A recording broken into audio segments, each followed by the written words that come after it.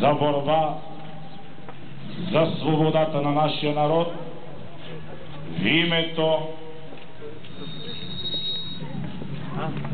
на Отца, Сина и Светия Дух. Амин. В името на Отца и Сина и Светия Дух. Амин. В името на Отца и Сина и Светия Дух. Амин. Нека то да ни води в борбата за свобода, да бъдем достойни за Него и ако трябва да умрем за свободата на нашето Отечество, майка България. Амин. Благословен Бог наш, сегдани и присно и во веки веков. Амин. Тако ми е свято име Божие. Верую во единого хъша балканского небо и земли, видим им жей все мръсни турци да не видим, и во единого нас ради човек и нашего ради спасение, да се намерят мръсници в смятение, ще шагост не беше и под шагостя, да разточиться вси врази Его, и от Духа Свята и Марии и Деви, да се сметят мръсници в шамските предели. Погребен и воскрешаго в трети ден, да се не намери агарянец ни един, и пак и градиощо со слово судит живим, да изчезнат от земли български отоманци до един, и мертви мегоже царство не будет конца, а сокрушится агарянская власть до конца.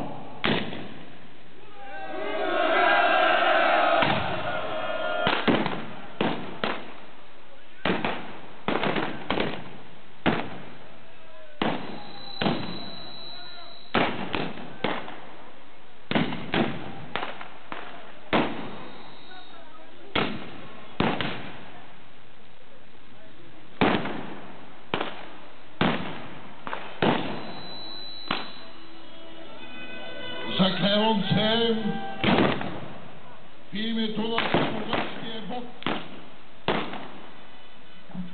слънцето, което ни грее, земята, която ни храни, млякото, което сме позали, във всичките си мили и драги неща, че ще останем верни за освобождението на Отечеството ни България, за което жертвам всичко, което притежавам, и най-после жертвам живота си, заклет се.